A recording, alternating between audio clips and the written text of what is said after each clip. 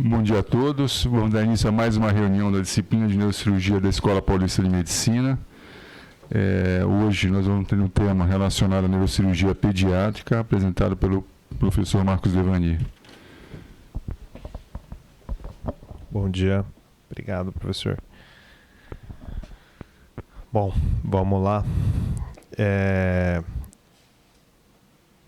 O nosso caso, na verdade, começa aqui numa avaliação da maternidade. Colocar bem como aconteceu para vocês raciocinarem aqui também com a gente a ideia do tratamento. Então, nasceu um bebê e recém-nascido, 35 semanas, gesta 2 para 1, aborto 0, pesando 2,555 com Apgar 8,9.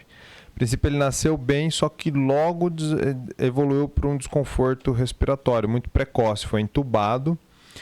E no exame físico, além da deformidade craniana que chamava bastante atenção, a sonda nasogástrica não progrediu nas narinas, razão pela qual ele prontamente foi entubado pelo neonatologista e inventado a hipótese de que tinha então uma atresia ali de coanas bilateralmente, né? De antecedente, ele tinha, na última semana de gestação, né, ali quando estava com 34, foi percebida uma alteração do formato craniano do feto, que chamou a atenção do obstetra que fazia o acompanhamento. Durante toda a gestação foi tudo bem, não teve nenhum tipo de intercorrência, mas no final teve essa alteração. E no exame, ele tinha uma implantação baixa de orelhas, uma fronte triangular, uma fontanela com uma polpa digital apenas, um hipertelorismo, um abaulamento temporal bilateral, um exorbitismo bilateral, uma hipoplasia maxilar, um arqueamento das pernas e uma anquilose da articulação do cotovelo. Tiago, você poderia comentar para a gente o que você entendeu até agora aqui? Passa para ele lá.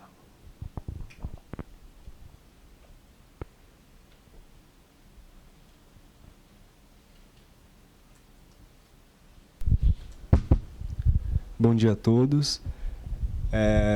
Temos um recém-nascido, pré-termo, de 35 semanas, que já no nascimento teve uma evolução não muito favorável, com desconforto desconforto respiratório. Já tinha sido visto uma alteração do formato craniano. E, além disso, no exame físico, ele tinha algumas alterações que podem estar relacionadas alguma síndrome. Então tinha baixa implantação das orelhas, essa fronte triangular, hipertelorismo, que associado a esse formato craniano pode nos levar a alguma hipótese diagnóstica. Você pensa em alguma? Quando fala fronte triangular, você pensa em alguma coisa? A princípio eu penso talvez num fechamento precoce da sutura metópica, né, que deixa a fronte triangular. Mas... Muito bem. Poderia ser. Ao mesmo tempo, ele fala que tem um hipertelorismo. E aí? Na trigonocefalia você tem hiper ou hipotelorismo? Rubens.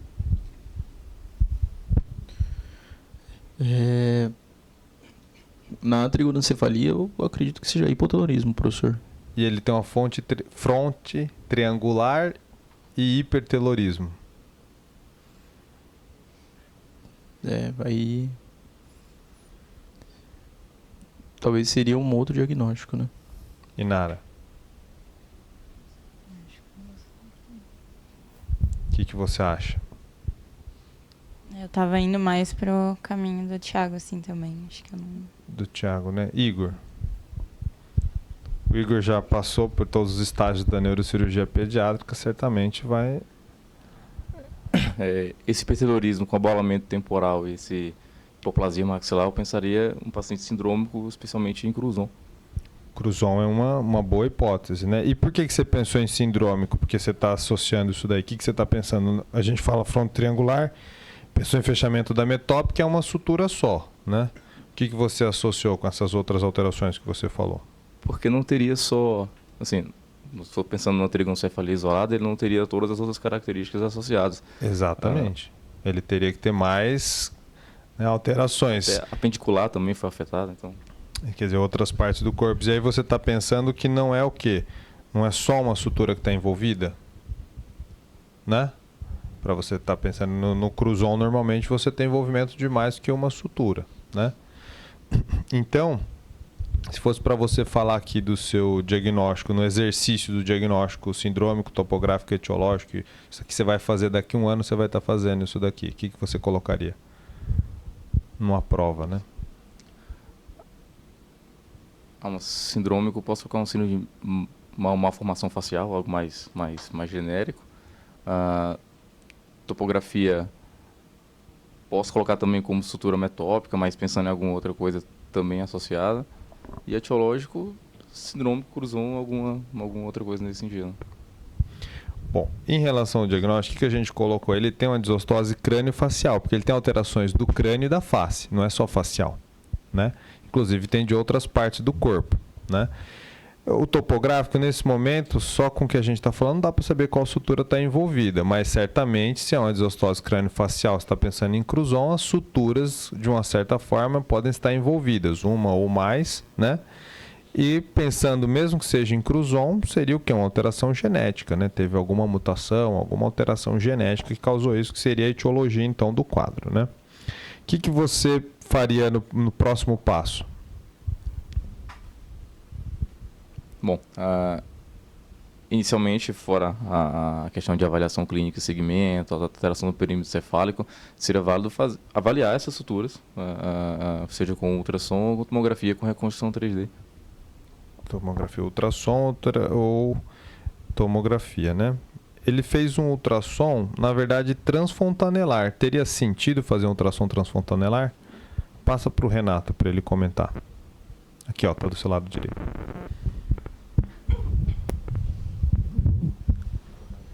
Tem sentido, pensando que é um exame menos invasivo, né, de fácil acesso. Acho que teria sentido, sim. Seria uma opção de ver. Mas não é ultrassom, teoricamente, que vê todas as suturas, né? Acho que... Exato, mas eles não fizeram aqui com foco na sutura. Qual que foi o foco do ultrassom? O foco justamente parênquima mesmo, né? Quando você tem uma crânioestenose, né, a gente está imaginando que ela é sindrômica, ela pode estar envolvendo mais que uma sutura, a criança pode desenvolver o quê? Hipertensão intracraniana. Hipertensão intracraniana. Então, uma das razões foi ver se tinha hipertensão intracraniana, mas outra razão foi para ver se ele tinha o quê? Hidrocefalia. Pode causar hidrocefalia, crânioestenose? Pode causar hidrocefalia. Tem hidrocefalia? Não, aparentemente não. Ó, isso aqui é um corte coronal, isso aqui é um corte axial, e isso daqui é o Doppler. Você consegue ver aqui? Tem uma partezinha aqui desse exame que é aqui, ó. Chama índice de resistência, ó. Quando está maior que 0,8 é um indicativo indireto do quê? De hipertensão intracraniana. Hipertensão intracraniana. Então, o que você acha que está acontecendo?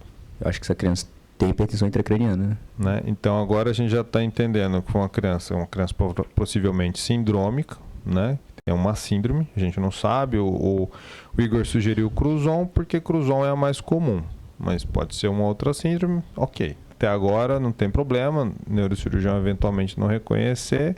Quem faz esse diagnóstico genético é o geneticista, né? Ele vai ajudar, vai auxiliar nisso daí, tem alguns testes ainda para fazer. E a gente fez um ultrassom que mostrou que não tinha hidrocefalia, mas ele está com hipertensão intracraniana.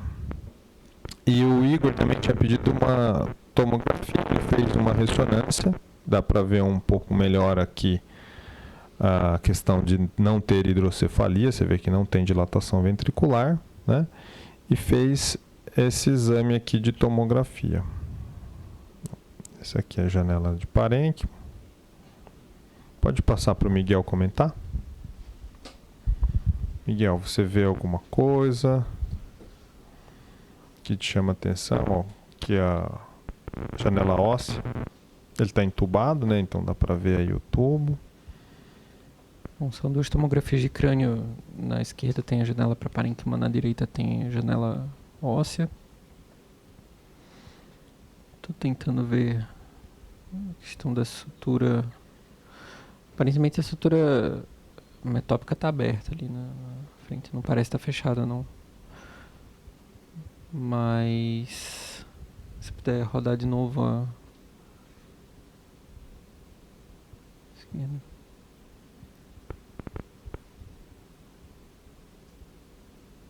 Um crânio que tem um diâmetro lateral bem maior do que o habitual, né, comparado com o anterior posterior. E a sutura coronal, essa eu acho que está fechada.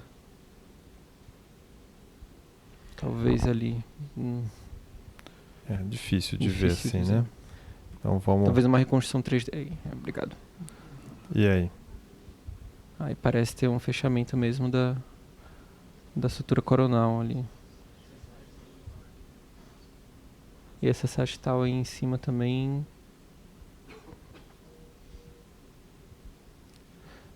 Você vê que Fechado só na parte de cima.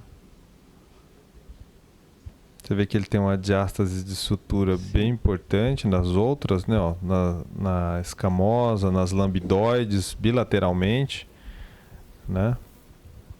Não sei se isso também pode ser artefato da reconstrução da toma, mas às vezes até Dá para prata palpar, batida. dá para sentir essa diástase no exame da criança. E essa alteração que você falou que não sabe se é artefato, né? Também são áreas que você consegue sentir assim no exame, né? Então o que você vê aqui, basicamente, né, é um fechamento, não tem então fechamento da metópica, né? Apesar da fronte ser triangular aqui realmente no aspecto do exame, mas isso está acontecendo porque está havendo uma acomodação aqui do crânio no sentido do cérebro ocupar ou expandir as suturas que estão patentes, né? Isso acontece nos casos das craniocenoses multissuturais. A gente tem aqui pelo menos 3 suturas fechadas, a sagital e a coronal bilateral, né? Bilateralmente. E esses espaços que eles começam a surgir, a gente... às vezes quando a criança não tem cranioestenose, a gente julga muito como um artefato, tudo. Na cranioestenose a gente começa a acreditar muito que isso realmente seja um sinal de hipertensão, de prata batida, e a gente já tem um outro exame mostrando isso, na verdade, né? O índice de resistência no Doppler já mostrando que tinha uma hipertensão, né? Então até o momento a gente vê que é uma criança que nasceu pré-terma, já começou a ter alterações do formato craniano lá desde a última semana da gestação e temos pelo menos 3 suturas fechadas, né? Na evolução não foi possível estubar, porque realmente havia um estreitamento ali das coanas bilateralmente, é possível ver no exame de tomografia também, foi chamado o cirurgião crâniofacial para avaliar isso daí, a equipe de otorrino, e a genética aventou a possibilidade de ser uma síndrome de Huntley-Bixler, né? Como eu disse, o Igor aventou Cruzon, que acho que é uma das principais hipóteses quando a gente pensa em hipoplasia maxilar, fechamento de múltiplas suturas, exorbitismo e tudo, mas essa criança tinha outras alterações, como marqueamento dos membros, anquilose do cotovelo, que chamava atenção para essa outra síndrome. E aí agora a gente precisa tomar uma decisão, né? Passa para o Danilo ali para ele falar o que vai fazer. Então, eu acho que num primeiro momento a gente teria que avaliar como é que vai ser a questão do ponto de vista respiratório dessa criança, né? Já que ela não conseguiu estubar. Então, qual é a proposta? Se vai tracostomizar? Quando é que vai tracostomizar? Mas eu acho que por conta desse fato dela ter uma hipertensão intracraniana já documentada, que deve ser feita uma proposta cirúrgica para ela. Levando em consideração, eu não conheço a síndrome, que a síndrome tem uma proposta, não seja uma síndrome não compatível com a vida, né? É uma síndrome, isso é uma questão que você colocou que é importante, quer dizer, às vezes é uma síndrome que você não conhece, você precisa estudar. Aí a gente foi estudar exatamente isso, Huntley-Bixler. 80% de mortalidade às custas da questão respiratória. Por quê? Porque tem essa grande questão aí da insuficiência respiratória. Às vezes nasce, não tem esse pronto atendimento como foi feito, de conseguir entubar, reconhecer a atresia de coanas, etc. Então, nesse aspecto sim, mas ela é uma síndrome compatível com a vida, né? embora tenha essa taxa de mortalidade aí relacionada a essa questão respiratória, que é um ponto a ser considerado, como você colocou.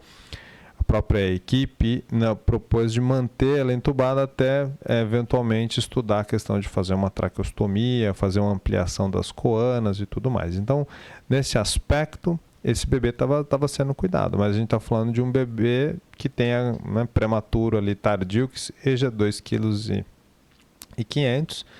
O que você proporia? A via aérea, vamos dizer assim, ela está sendo cuidada, está sendo estudada a estratégia para resolver. Provavelmente vai recair numa traqueostomia. Então, acho que, num primeiro momento, aguardar um pouco um ganho de peso e melhora do paciente, mas levando em consideração que ele vai ser um paciente que vai ficar durante uma internação prolongada, talvez seja interessante fazer a abordagem cirúrgica para a cranioestenose já nessa mesma internação mesmo. E o que você faria? Então, pensando que ele tem fechamento da sutura sagital e coronal bilateralmente, e ele tem aquela diástase das suturas posteriores, talvez um avanço fronto-orbitário. Um avanço fronto-orbitário. E passa para o Vitor. Você, Vitor? Eu acho que um avanço fronto-orbitário é realmente uma boa opção, mas também pensando que ele é um bebê que acabou de nascer e tudo mais, nessas condições, pensar em algumas outras abordagens que não sejam tão invasivas. Não sei, talvez avaliar a endoscopia, talvez correção endoscópica. Porque assim, com 2,5 kg, quanto que ele pode sangrar na cirurgia? Muito pouco. Muito pouco, Muito né? pouco, algumas gotas. Eu fico pensando no avanço fronto-orbitário com um bebê de 2,5 kg. Eu acho bem agressivo de uma certa forma, né? Embora tenha a proposta de você esperar para ganhar peso, quer dizer, né? A maior parte das vezes você aborda, vamos falar em termos ideais, uma cranioestenose com quanto de peso? 5 quilos, né? Você começa a ter uma taxa aí de sangramento mais confortável, né? Um risco mais adequado, né? Relacionado a isso. Então, assim, de toda forma, a gente trouxe esse caso até um caso recente, é um caso que está em andamento, vamos dizer assim, mas que ele trouxe para a gente essas mesmas discussões que nós estamos aqui colocando, né? Só em relação ao avanço, quando é assim bem precoce a cirurgia, a gente acaba optando por fazer um avanço posterior, tá? Não o fronto-orbitário, a gente faz um avanço posterior para poder tirar da situação de hipertensão intracraniana, né? E depois, provavelmente, lá na frente, vai acabar fazendo um avanço anterior também, ou situações que você vai fazer uma distração osteogênica antes de fazer o avanço fronto-orbitário anterior também. Então, são cirurgias, certamente, são pacientes certamente vão ter que fazer mais do que um procedimento cirúrgico. Não se consegue, não é possível resolver com uma única estratégia. Vou fazer uma cirurgia curativa aqui, né? E pensando, principalmente com receio da gente chegar nesse tipo de evolução, que é o que acontece quando você acaba postergando o tratamento, quer dizer, você começa a ter cada vez mais aquela questão dos sinais de prata batida, né, que o Miguel falou. Isso daqui dificulta a cirurgia, não só a cirurgia aberta, mas a cirurgia endoscópica também. Mesmo que a criança ou o bebê ele tenha 5 meses, fosse elegível para fazer uma cirurgia endoscópica, com esse padrão aqui que a gente coloca que são indentações da superfície cortical ali em relação ao osso, por conta da hipertensão intracraniana, isso inviabiliza, porque você precisa dissecar, você precisa descolar a dura mater do osso para fazer as osteotomias, e para fazer aqui por endoscopia seria muito difícil. Mas não é a situação do nosso caso ainda. O nosso caso não chegou nessa condição, porque ele tem o quê? Nesse momento, né, no momento da execução que a gente planejou, ele tinha 9 dias de vida. Ele está em evolução para chegar nessa situação.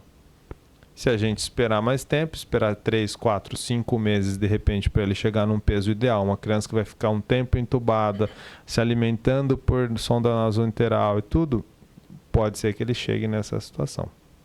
Então, o que a gente optou? A gente optou por fazer uma suturectomia endoscópica, a gente fez uma adaptação de uma incisão. Aqui a gente fez uma incisão em S.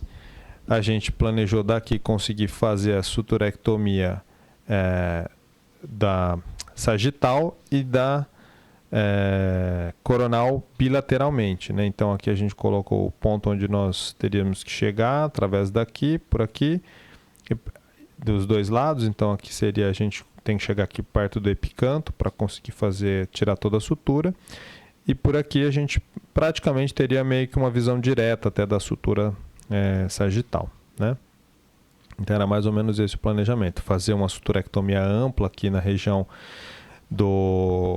da sagital, e a gente precisa fazer aqui, né, 2 tiras laterais, né, para tirar a sutura coronal. Então é uma estratégia que tem um benefício no sentido de você fazer precocemente a cirurgia, mas ela tem seus pontos também negativos, que é o caso da reestenose, nesses pacientes principalmente.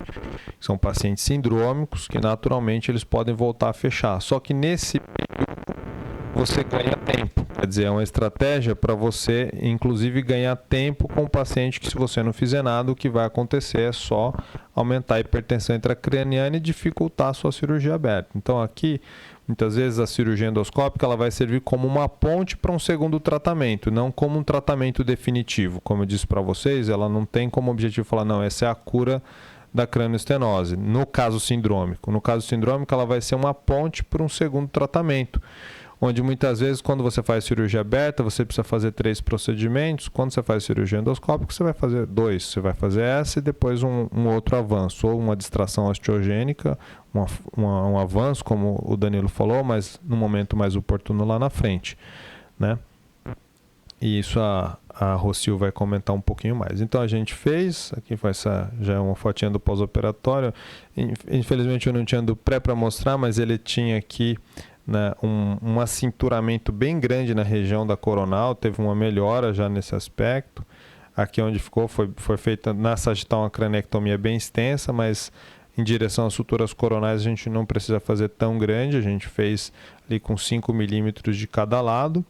E o Doppler, já houve isso mesmo que bem precocemente, aqui no segundo pós-operatório já mostrava 0,78, quer dizer, pelo menos do ponto de vista objetivo, ali no ultrassom, no Doppler, no índice de resistência, já conseguiu ter uma melhora ali desse parâmetro de hipertensão intracraniana, certamente ajudando na evolução dele. E agora a gente deixa o bebê, vamos dizer assim, livre até para fazer a parte da via aérea, que há uma proposta cirúrgica também para ele fazer.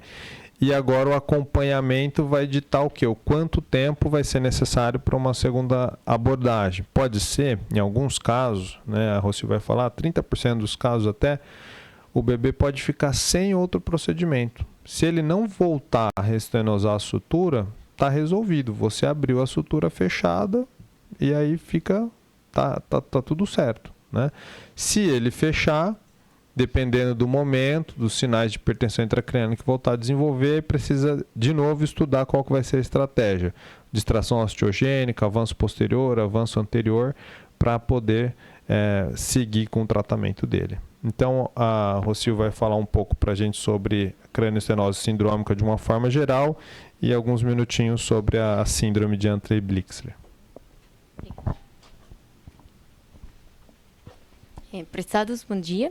Eu vou falar da cranioestenose sindrômica. Eu quero pedir desculpas porque meu português não é muito bom, mas vou tentar falar o melhor que posso. Então, a introdução... Desculpa. Vou poner como apresentação. Um segundo. Sim.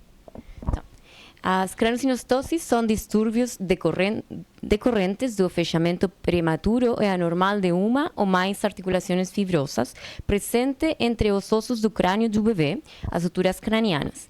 A função das suturas cranianas facilita a passagem do bebê pelo canal do parto e posteriormente permitem a expansão e o crescimento compensatório do crânio durante o desenvolvimento cerebral. O cérebro dobra de tamanho no primeiro ano e atinge 80% do volume adulto aos 3 anos de idade. O cerebelo triplica de tamanho durante os primeiros 12 meses. Estima que o cérebro cresça até 1% ao dia imediatamente após o nascimento e até 0,4% ao dia aos 3 meses de idade. Esse rápido crescimento cerebral em um contexto de estruturas prematuramente fechadas é que leva às deformidades cranianas e faces associadas a essas condições. Em ambos casos mais graves, em aumento da pressão intracraniana, podendo afetar as funções sensoriais, respiratórias e neurológicas. Então, o desenvolvimento da sutura é um processo que é muito complexo, que é coordenado com o desenvolvimento dos ossos do crânio e o do cérebro. À medida que os ossos do crânio se desenvolvem, as células mesenquimais migratórias contribuem para a formação das suturas. Essas células mesenquimais se originam do mesoderma da cabeça ou das células da crista neural craniana. Além disso, as suturas cranianas são frequentemente posicionadas no limite dos elementos ósseos derivados da crista neural craniana e do mesoderma. O desenvolvimento da sutura na fase pós-natal tem alguns genes expressos que você pode ver aí, em comparação com aqueles expressos na frente osteogênica e na frente mesenquimal da sutura. Esses padrões de expressão gênica são dinâmicos e podem mudar ao longo do desenvolvimento da sutura nas fases pós-natal. Epidemiologia, a anomalia craniofacial mais importante, mais frequente, estimativas variam de 3 a 7 casos em 10.000 nascidos vivos, mas em Brasil, até o momento, não há publicações a respeito da incidência e prevalência sobre esta população. Em 21% dos casos, a causa é um desordem genético conhecido, enquanto o restante, 79%, são considerados craniosinostoses não sindrômicas. Então, a etiologia da craniosinostose não sindrômica na maioria dos bebês é desconhecida. A maioria dos casos ocorre em famílias sem histórico da doença. No geral, 70% a 80% de todos os casos da craniosinostose se manifesta sem uma causa genética descrita, o que indica que novas mutações causando da doença ainda precisam ser identificadas. A ideia dos fatores de risco ambiental contribuem à etiologia da craniosinostose também é consistente com a variabilidade clínica, com fusões assimétricas de suturas e penetrância fenotípica variável. Mesmo na craniosinostose sindrômica, com mutação genéticas definida, há uma variação substancial nas manifestações clínicas, sugerindo a potencial envolvimento dos fatores de risco ambientais. Aqui temos diabetes, tabaco, cafeína, doença de tireoide, aclomifeno, que são fatores de risco para a craniosinostose. A craniosinostoses podem ser classificadas de acordo com o mecanismo subjacente, presença de outros distúrbios ou da número das suturas. Por exemplo, quando a craniosinostose se desenvolve devido a um defeito no processo de ossificação, é chamada a craniosinostose primária, como pode ver aí. Já a craniosinostose secundária resulta das doenças sistêmicas conhecidas como difusões hematológicas, metabólicas ou teratogênicas, entre outros. A craniosinostose primária, que você pode ver aí, pode ser classificada em simples, quando só envolve uma sutura única, ou pode ser classificado como complexas, quando a fusão de 2 ou mais suturas. Ademais, a craniosinostose complexa você pode classificar como sindrômica, como parte das síndromes de Apert, Cruzon ou Pfeiffer, que são os mais frequentes, ou não sindrômica, que se desenvolve um distúrbio isolado. Embora as craniosinostoses não sindrômicas sejam mais frequentes encontradas, a sua etiologia genética permanece pouco compreendida. Então, agora vamos a falar um pouco mais da craniosinostose sindrômica. Isso ocorre em 1 a 3.000 a 100.000 nascimentos vivos. Existem mais de 150 síndromes associados a craniosinostoses. As mutações são no receptor do fator do crescimento de fibroblastos e no receptor do fator de crescimento tumoral tipo B. foram relatados como associações multiformes da craniosinostose sindrômica. A hipertensão intracraniana, atrasos no desenvolvimento e estrabismo são mais frequentes em formas sindrômicas da craniosinostose do que em sinostose isolada. Aqui, as anomalias craniofaciais associadas a síndromes variam distintamente na apresentação clínica. O conhecimento dos síndromes mais comuns é importante para direcionar o exame e entender quanto as consultas são necessárias. Então, temos síndrome de Apert. A maioria dos casos do síndrome de Apert surge esporadicamente por meio de novas mutações, embora alguns casos familiares com transmissão autossômica dominante tenham sido relatados. A síndrome de Apert se assemelha à síndrome de Cruzon em vários aspectos. A doença é caracterizada por braquicefalia, com consequente turgicefalia e hipoplasia da região média da face, com problemas orbitais e dentários associados. Ao contrário da síndrome de Cruzon, a síndrome de Apert está associada à sindactilia assimétrica das mãos ou dos pés e outras anormalidades do esqueleto axial. Os pacientes apresentam palato ogival, que pode apresentar fenda palatina. Os defeitos na síndrome de Apert estão presentes ao nascimento. Isto é importante, a inteligência pode ser afetada. Agora, a síndrome de Cruzon. A síndrome é uma condição autossômica dominante com penetrância completa e expressividade variável. Frequentemente envolve as suturas coronais, resultando em braquicefalia, mas múltiplas suturas podem ser afetadas. Defeitos nas suturas cranianas podem ocorrer antes do nascimento ou durante os primeiros 5 anos de vida. Embora a mandíbula se desenvolva quase normalmente, a hipoplasia da região média de face leva a má oclusão da classe 3. Também tem exoftalmo, a diminuição da capacidade de lidar com a doença, volume orbital e ósseo. Inteligência geralmente é normal, se os pacientes forem tratados adequadamente. E por último, vamos a falar da síndrome de Pfeiffer. É uma doença autossômica dominante com características que incluem craniosinostoses. As suturas são frequentemente envolvidas, dando origem à braquiocefalia, embora a sutura sagital e lamboidea também possam ser envolvidas. Os pacientes afetados podem apresentar hipoplasia da região média da face com problemas orbitais ou dentários, além de pulgares e hálux aumentados. O diagnóstico de craniosinostose ocorre normalmente no primeiro ano de vida e se basa principalmente no exame físico em combinação com amnésis. A observação do formato do crânio, de face, a palpação das bordas das suturas e das fontanelas, em combinação com a amnésis, embora o diagnóstico possa ser feito após uma avaliação clínica, muitos profissionais confirmam o diagnóstico com exames por imagem, podendo ser realizados exames como radiografia simples, ressonância ou tomografia computarizada tridimensional, enquanto o tratamento quirúrgico é planeado. A tomografia tridimensional provou ser um método mais útil para documentar a fusão precoce da sutura lamelar. A venografia por ressonância pode fornecer informação sobre anormalidades na drenagem venoso do espaço intracraniano para o extracraniano, que é útil para qualquer tratamento quirúrgico. Então, aqui temos um fluxograma de diagnóstico. Então, se você suspeita a craniosinostose, precisa da avaliação clínica, e se tem incerteza do diagnóstico clínico, você pode realizar exames de imagem.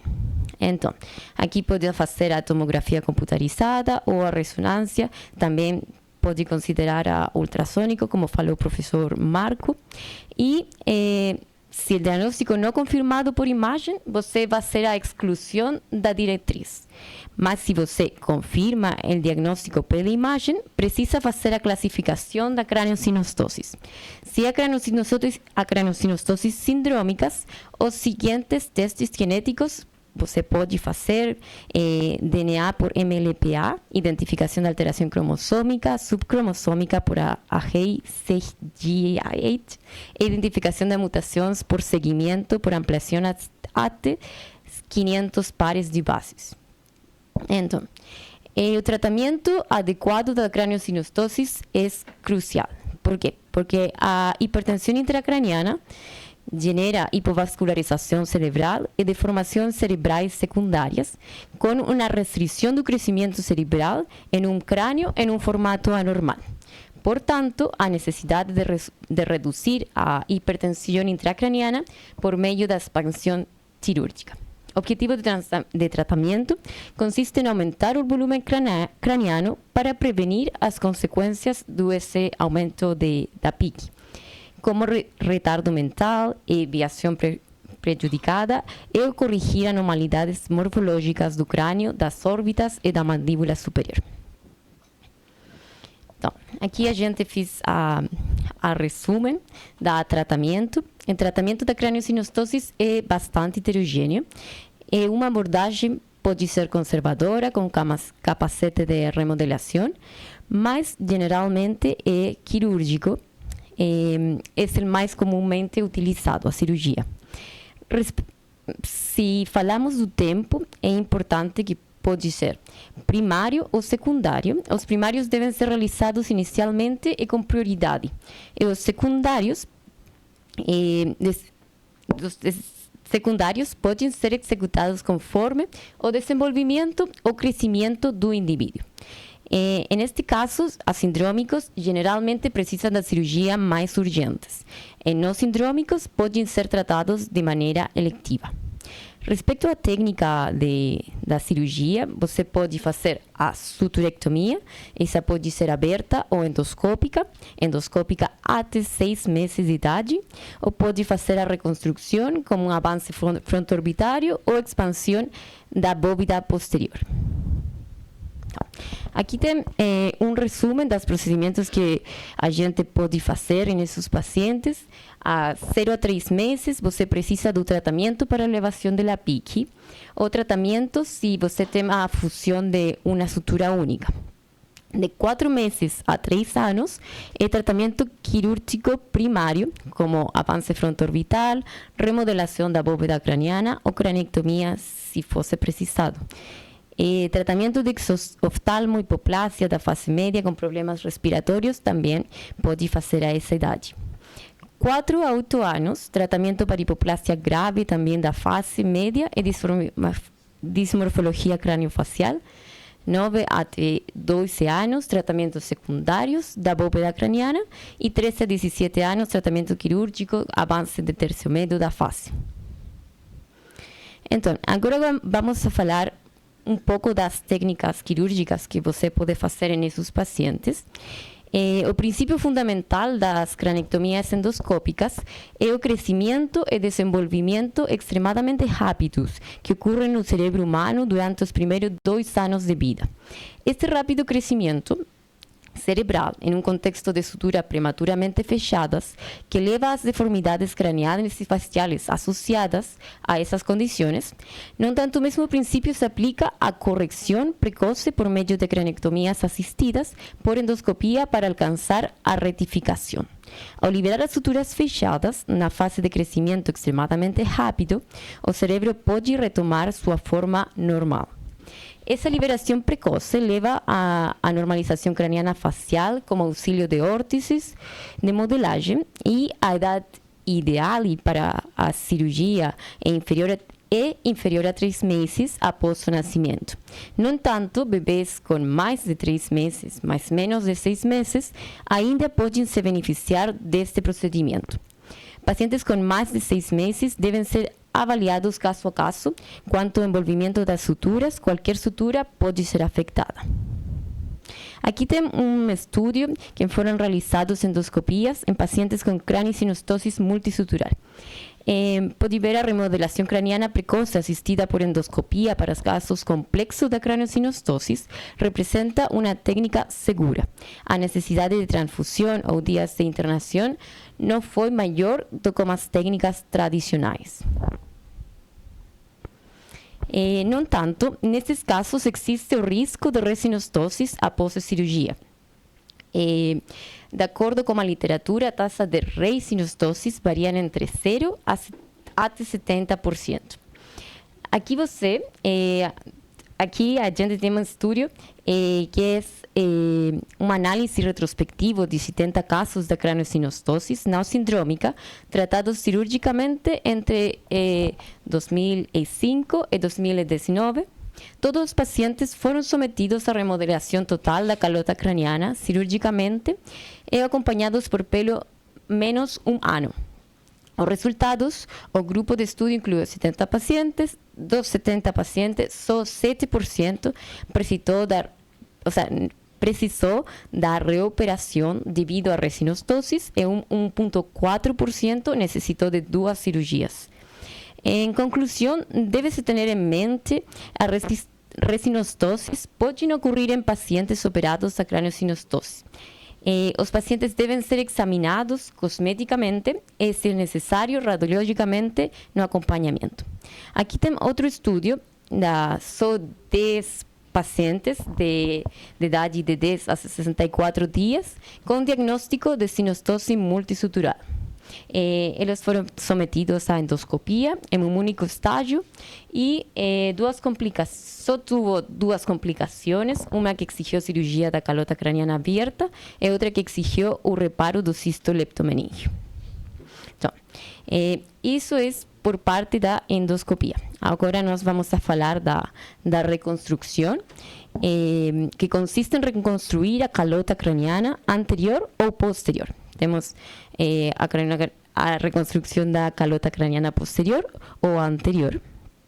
Então, se nós temos pacientes com craniosinostose e diâmetro occipitofrontal reduzido, sinostoses de sutura múltiple ou craniosinostoses sindrômicas, nesses pacientes, a distração da calota craniana posterior geralmente é realizada como primeiro passo do tratamento para expandir o volume intracraniano. Então, a distração da calota craniana posterior geralmente é aceito que este método é mais eficaz no aumento de volume intracraniano em comparação com avanço fronto-orbitário ou remodelação orbitofrontal.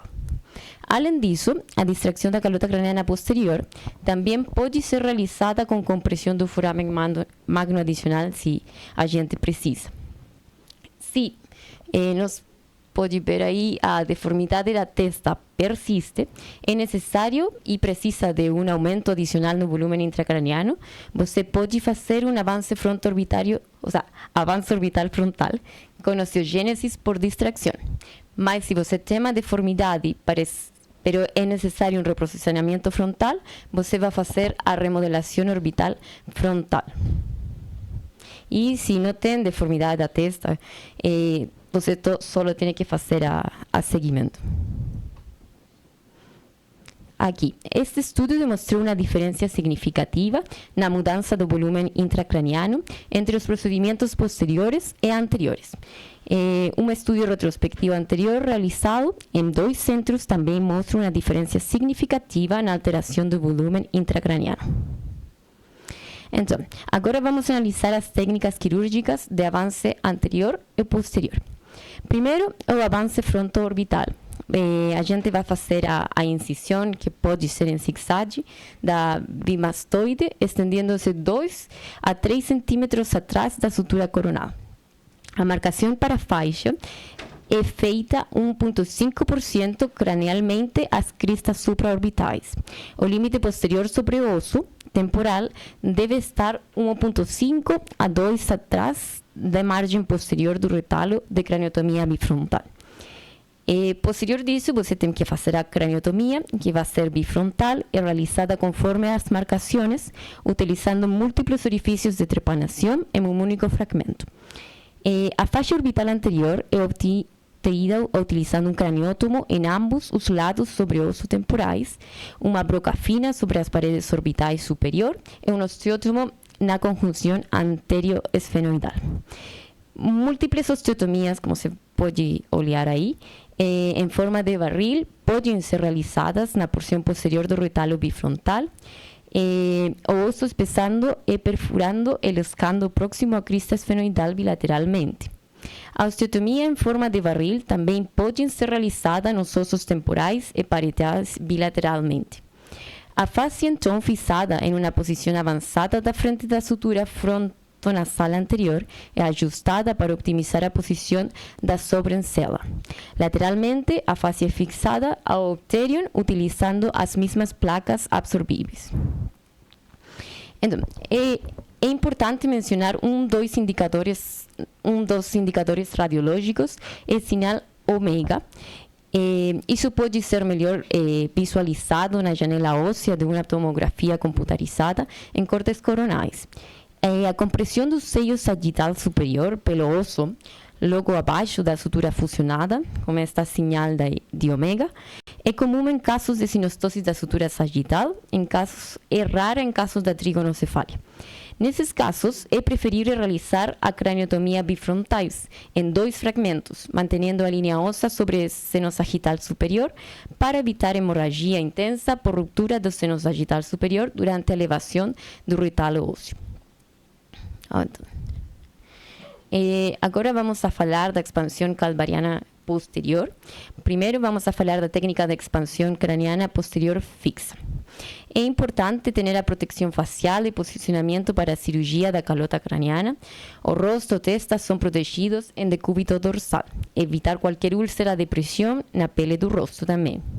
Os olhos também devem ser protegidos. A criança fica deitada sobre suportes corporais apropriados para aliviar a pressão abdominal e reduzir a pressão venosa intracraniana. A incisão deve ser feita anteriormente o suficiente para resultar em um grande retalo cutâneo, como você pode ver aí, permitindo uma cobertura sem resistência do retalo ósseo, expandindo-o, ao mesmo tempo antecipando a possível necessidade de uma futura cirurgia frontal. El retalo. Un retalo subcalial é elevado posteriormente até a linha nucal. Um retalo periosteal é então dissecado e elevado até a inserção dos músculos nucais. No entanto, muitas vezes uma segunda incisão linear suboccipital é necessária para permitir uma visualização adequada do foramen ou de arco posterior de C1 e para evitar os riscos de laceração das veias emissárias anormais paralaterais que podem ser encontradas especialmente em algumas sinostoses complexas, nas quais um estudo venoso pré-operatório por ressonância magnética, consequências TOF venosas ou angiotomografia venosa pode ser útil. Então, a osteotomia, você vai ser uma faixa de 1,5 centímetros de largura e desenha do vértice até o asterion para ambos lados, como você pode ver aí. Esta faixa óssea será utilizada para ampliar depois a região occipital. Ao planejar a osteotomia de acordo com a preferência do cirurgião, a considerações anatômicas, a faixa óssea pode ser elevada separadamente do restante do retalo ósseo ou como primeiro passo da descompressão óssea, ou pode ser removida por parte de todo o osso craniano posterior em uma única peça e cortada posteriormente. De acordo com o plano cirúrgico, a osteotomia occipital pode ser realizada até mesmo além dos sinos transversos. Cria segmentos ósseos occipitais para ser curvados externamente, resulta em um aumento adicional da expansão craniana e do volume intracraniano. Então, já fizemos a osteotomia, agora precisamos de fazer a reconstrução. A face, então, posicionada occipitalmente, é fixada no crânio, criando um espaço morto que permite a expansão posterior do cérebro. Diversos cortes foram realizados para permitir a maior expansão dos fragmentos ósseos.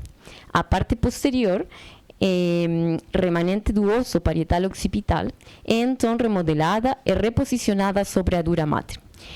O retalo ósseo pode ser tirado se é que precisa para corrigir algum grau de assimetria, dependendo da anatomia. Então, você pode ver aqui a expansão que pode ser alcançada como um grande espaço entre os fragmentos ósseo e osso parietal.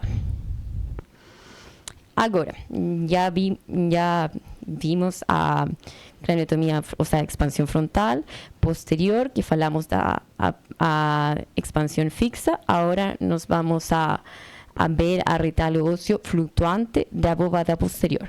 os passos, aqui temos que fazer a incisão cutânea bilambdoide posterior, é realizada com extensão para a região biparietal, ao nível da carota craniana, e libera os ossos da dura mater da forma circular. É distinto a outra técnica cirúrgica, como um limite inferior abaixo dos seios transversos e sigmoides. Aqui na imagem, você pode ver a criança de 6 meses com síndrome de Apert.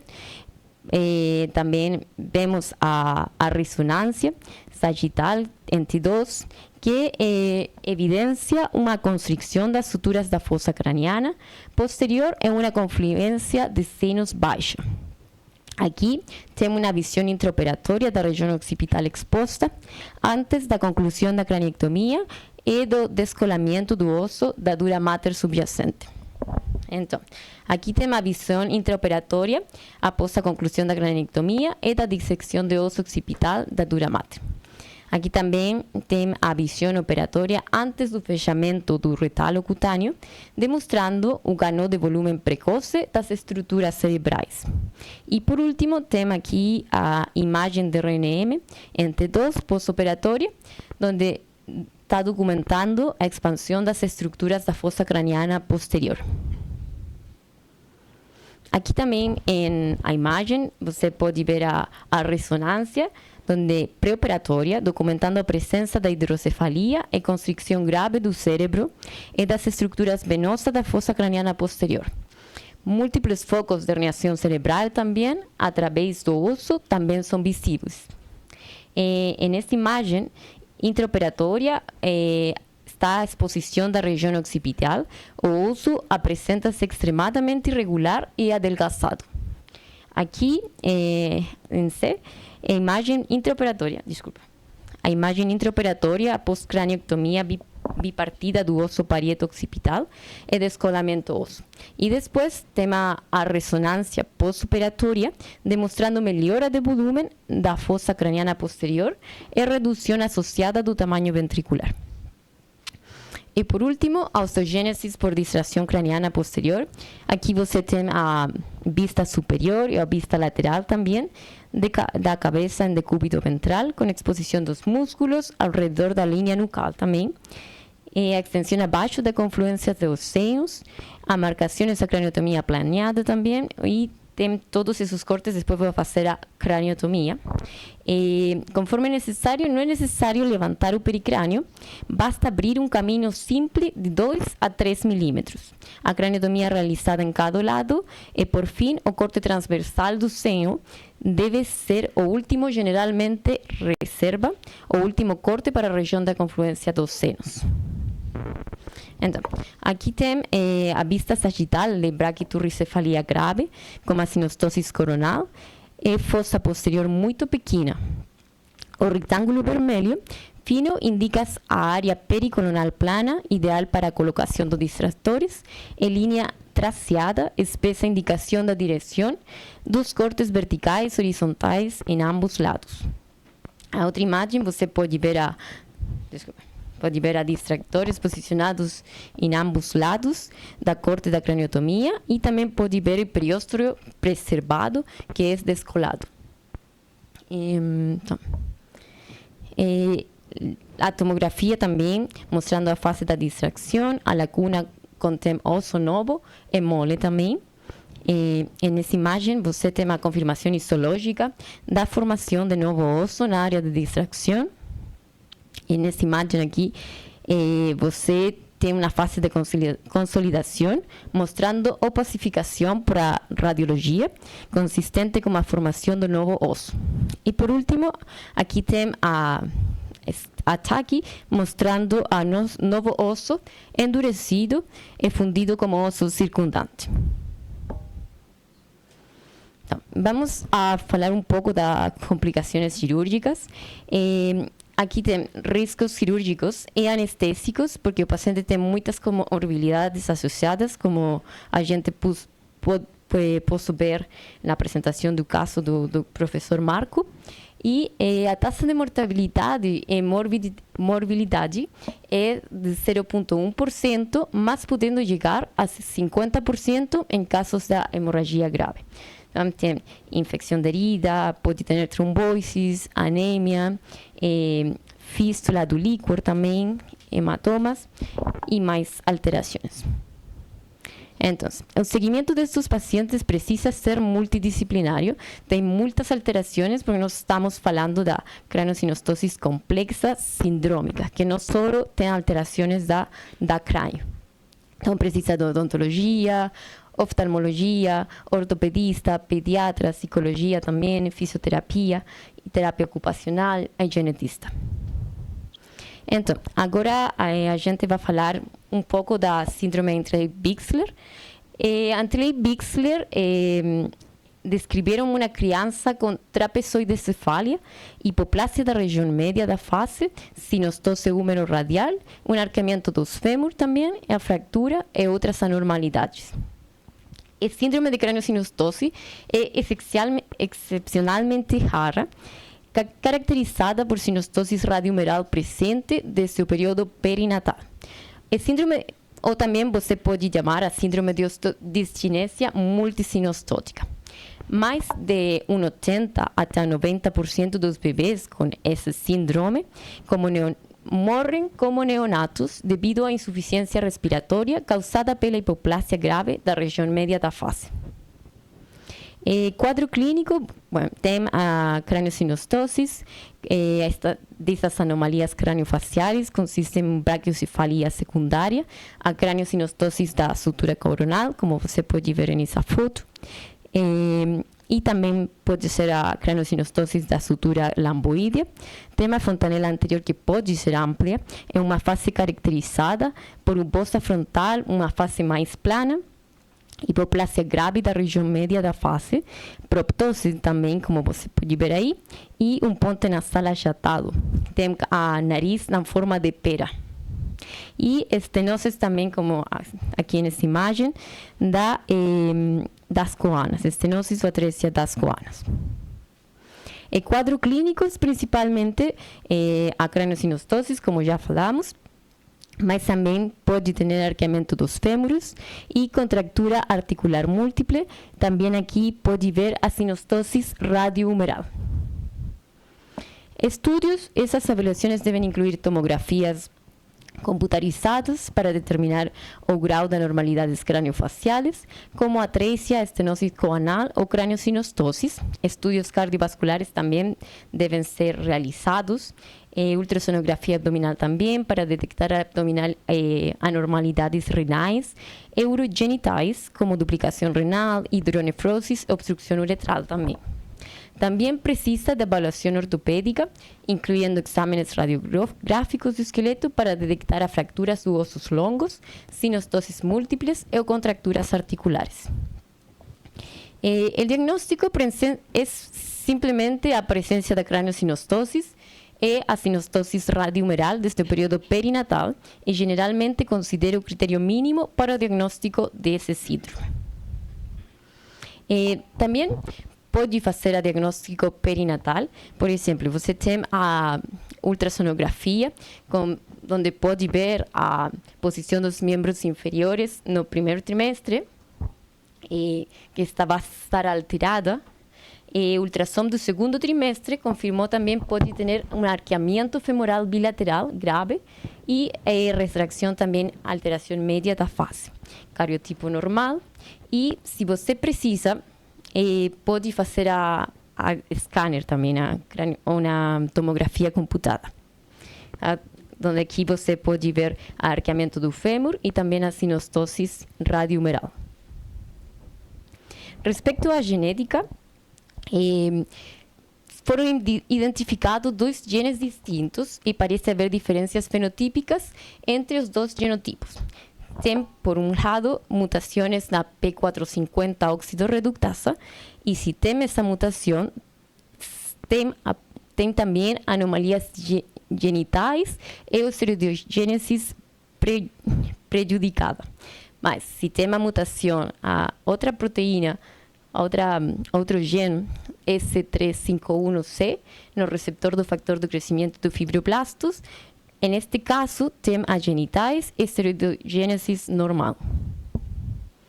Respecto ao estudo do tratamento, precisa de avaliações ortopédicas, avaliações respiratórias, avaliações auditivas, cardíacas e renais, e também é muito importante um aconselhamento genético e diagnóstico pré-natal que devem ser discutidos com a família. Por último, o tratamento é a cirurgia para poder reduzir a hidrocefalia e a hipertensão intracraniana, como nós já falamos. A modo de conclusão, a craniosinostose sindrômica é uma condição que é rara, mas bastante complexa de tratar. Os pacientes frequentemente necessitam de múltiplas cirurgias ao longo da vida e também existem muitas técnicas quirúrgicas e a mais apropriada deve ser escolhida com base nas necessidades individuais de cada paciente. Isso. Obrigada. Obrigado, Marcos. Obrigado, doutora Rossi. Alguma pergunta? Onde é que é o outro microfone? Está aqui, mano. Tá aqui? Já peguei.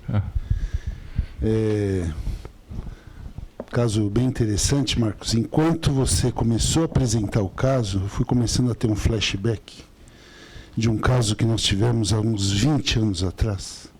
Exatamente isso que você mostrou. Exatamente isso. Uma criança sindrômica, nascida com uma síndrome que a gente não sabia. Na ocasião, ela estava internada num serviço que eu e o Ítalo nós cuidávamos. E era uma síndrome chamada síndrome de Baller-Gerold. E é uma dessas síndromes aí, uma dessas, que uma mortalidade altíssima por questões respiratórias, mas não por malformação da via respiratória, e sim pelo fechamento da fossa posterior, compressão do tronco. Mortalidade altíssima por essa razão. Na ocasião, nós fizemos uma cranectomia com a criança ainda muito pequena. Eu vou citar o nome dele porque é uma família de Bragança Paulista, ele é um blogueiro. Ele chama João Pedro Sabella.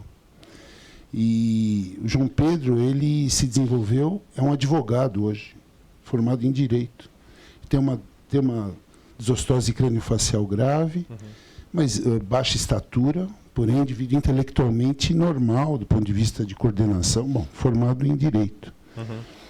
Então, eu queria só citar esse caso porque, como você falou, na maioria dos lugares aí você não tem esses recursos que você mostrou aqui de um hospital Sim. que é bastante desenvolvido aqui nesse assunto aqui em São Paulo e que nem sempre você tem esse tipo de situação nos outros lugares. Então, eu só queria citar o caso, mas eu só queria que você comentasse como é que vocês lidaram com a questão respiratória da criança.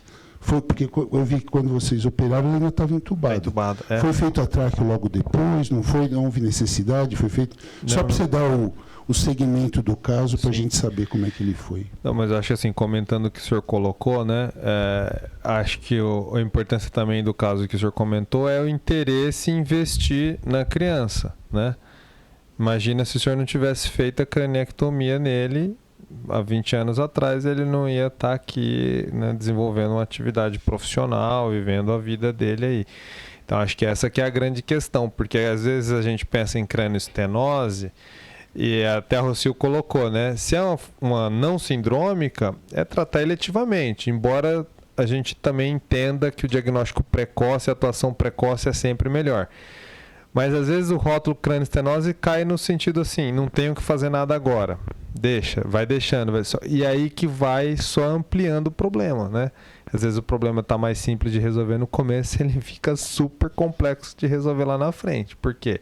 Porque não parou para tentar ver uma alternativa que você tem ali na mão. Até a craniectomia, nós optamos por fazer endoscópica, mas ela pode ser aberta. Se você conseguir fazer com segurança tudo, pode fazer uma suturectomia aberta sem problema nenhum. O importante é você tirar a criança ali daquela situação de hipertensão intracraniana. Esse nosso caso, a equipe de otorrino, eles vão tentar fazer uma ampliação da coana. Então, a cirurgia que está programada para essa semana para eles fazerem aí.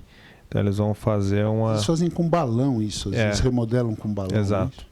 Então, eles vão tentar fazer, mas existe uma chance, inclusive, muito alta de acabar indo para traqueostomia também, né? Mas acho que assim, o que a gente quis mostrar realmente é essa questão de ter um interesse em ver, olha, tá com hipertensão intracraniana, será que a gente não pode fazer algo logo agora, mesmo com 9, 10 dias de vida? Quer dizer, talvez seja o melhor momento para não esperar ficar aqueles casos extremamente complexos, extremamente difíceis, com uma cirurgia extremamente arriscada, porque sempre a chance de perder sangue é muito baixa. A gente não pode deixar perder sangue na cirurgia de cranioestenose, né?